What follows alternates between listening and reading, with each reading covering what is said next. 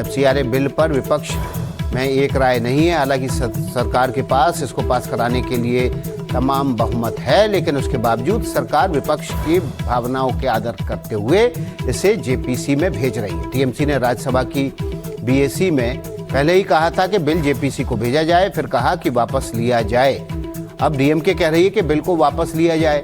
BJD और NCP Sharad Pawar ने भी एफसीआरए बिल को जेपीसी में भेजने की मांग की है।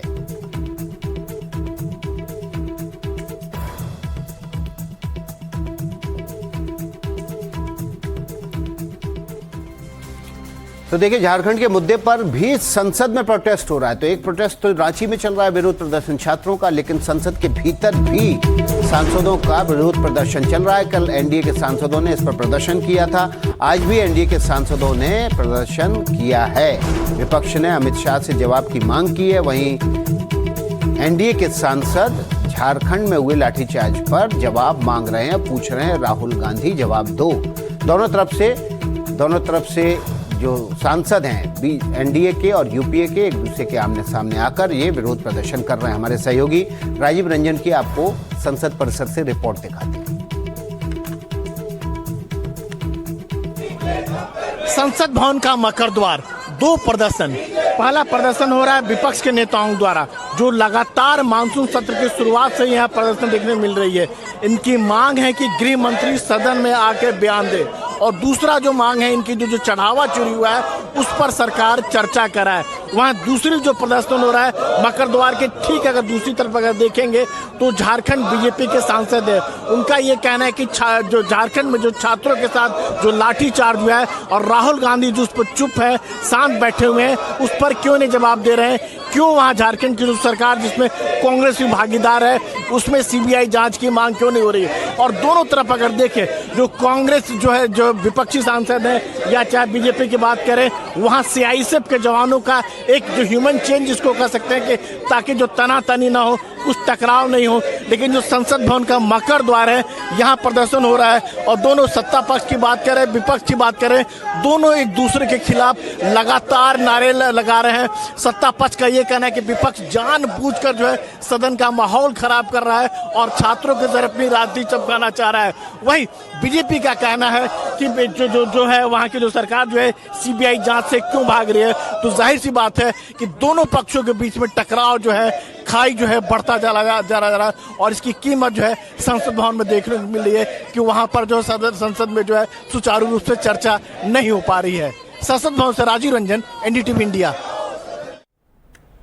तो चलिए संसद भवन का फिर से रुख कर लेते हैं और सरकार ने राहुल गांधी के खिलाफ जो मोर्चा खोला उसका जिक्र कर लेते हैं। बीजेपी ने दो टूक कहा है कि जब गृह मंत्री संसद में बयान देंगे तो राहुल गांधी भागना मत।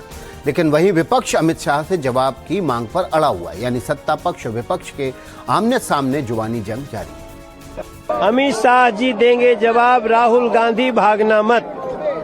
अमित शाह जी देंगे जवाब, राहुल गांधी भागना मत। बदल रहे हैं, 3 मांगे आ गई हैं। हाँ, जब ये सारे मुद्दे हैं, झारखंड में छात्रों पर हुए अन्याय पर राहुल गांधी जवाब दो, बाकी अमित शाह जी जवाब देंगे। देखिए, एचएम आए सदन में, कोई बहुत एहसान नहीं करेंगे। ये उनका संवैधानिक दायित्व है कि वो आए सदन में। बुलाने की क्या जरूरत है? जब उनसे संबंधित विभाग पर हो तो उनको रहना चाहिए, ये उनका दायित्व है, संवैधानिक कर्तव्य है। फिर भी हमारी 3 शर्तें आए तो सबसे पहले वो बताएं कि इन पर जो विभत्स हिंसा हुई है बच्चों के साथ जंतर मंतर में, कील लगी लाठियां, पेलेट गन, फायरिंग, और जिस तरीके से महिलाओं के साथ उनको, मतलब मैंने नहीं देखा आजाद भारत में महिलाओं के साथ पुलिस बल इस तरह की कुत्सित हरकत करे, तो उस पर जवाब दें। देखिए, 15 दिन से विपक्ष मांग कर रहा है कि गृह मंत्री सदन में आए। 2 दिन की चर्चा भी हुई लोकसभा के अंदर शिक्षा पर, गृह मंत्री उस समय गायब 2 दिन की चर्चा में। उसके बाद 15 दिनों तक वो गायब। अब तो ये कोई राजा महाराजा का तो दरबार नहीं कि वो प्रकट होंगे और लंबा चौड़ा भाषण देंगे और हम सुनेंगे। सीमित हमारी मांग है पैलेट गन का निर्देश कहां से आया, उनके दफ्तर से या उनको नहीं पता था। दोनों चीजों में उनको अपनी जिम्मेवारी स्वीकारते हुए इस्तीफा देना चाहिए और चंदा चोरी के विषय पर ये चर्चा शुरू होनी चाहिए। इन लोगों तो मुद्दा कुछ नहीं है, भटकते रहते हैं, अपना गिरवा में देखते नहीं है, दूसरे की बात देखते हैं। तो ये लोग तो कोई पॉलिटिक्स है नहीं, मुद्दा है नहीं, झूठ मूठ करके असामाजिक तत्वों के मेल से कुछ अस्थिरता पैदा करना चाहते हैं।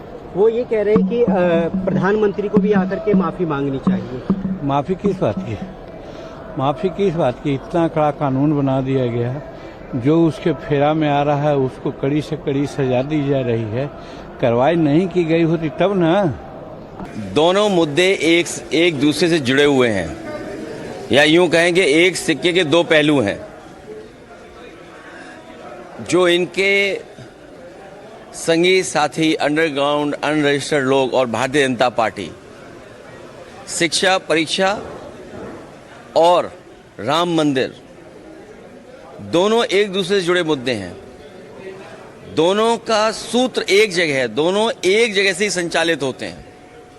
तो इसलिए दोनों मुद्दों पर बहस होनी चाहिए और समय गुजारना, ये बात जो आज कही जा रही है एक हफ्ते पहले भी कही जा सकती थी। एक हफ्ते पहले क्यों नहीं की गई? क्योंकि वो चर्चा ही नहीं करना चाहते। चर्चा के साथ साथ प्रभु राम जी का भी नाम नहीं लेना चाहते हैं। जब चंदे की बात आएगी तो सदन में हम सब प्रभु श्री राम जी का नाम लेंगे, उसका भी नाम नहीं लेना चाहते हैं भारतीय जनता पार्टी के लोग। और जो लोग लाठी मारे छात्र नौजवानों को, याद रहे भगवान की लाठी में आवाज़ नहीं होती है। झारखंड के मसले पे मैंने पिछली बार भी कहा, आपसे फिर कहता हूँ कि बातचीत ही रास्ता है और लगातार बातचीत करते रहना चाहिए। और मुख्यमंत्री जी और सरकार ने बातचीत के लिए छात्रों से बात करने का कहा भी है। देखिए, जिस तरीके से विपक्ष ने पूरे सत्र को बाधित करके रखा, आज जब सरकार तैयार है हर विषय पे चर्चा करने के लिए, तो बात बात पे गोलपोस्ट बदलना, कभी इस विषय पे हम लोग को बात रखनी है, कभी इस विषय पे हम लोग को जवाब चाहिए, ये गोलपोस्ट बदलने का जो विपक्ष और राहुल जी की जो सोच रही है, इसने सबसे ज्यादा सदन की कार्रवाई को नुकसान पहुंचाने का काम किया। तो देखिए, प्रियंका गांधी ने केंद्र सरकार पर हमला करते हुए कहा है कि जवाबदेही तय होनी चाहिए। जब आप छात्रों पर लाठीचार्ज करते हैं, उन पर पैलेट गन और AK-47 का इस्तेमाल करते हैं, तो क्या आप जनता के प्रति जवाबदेह नहीं हैं? सुनवाते हैं आपको प्रियंका गांधी ने क्या कुछ कहा है। खत्म होने के कगार पर है, लेकिन कोई चर्चा तो सवाल क्या है आपका? सवाल ये है कि रिस्पॉन्सिबल कौन है इसके लिए? सरकार। आप बताइए, आप क्या सोचते हैं कौन रिस्पॉन्सिबल है इसके लिए? जब हजारों छात्र इकट्ठे होते हैं, उनकी एक मांग है, आप उन पे लाठी बरसाते हो, आप उन पे पैलेट गन चलाते हो, बिहार में उन पे AK-47 चलाते हो, तो आप जवाबदेह नहीं हो जनता के प्रति? तो हम चुप बैठे बस, आप लोगों की तरह, जिस तरह से आप चुप बैठते हैं हम भी चुप बैठे, ये चाहते हैं हम।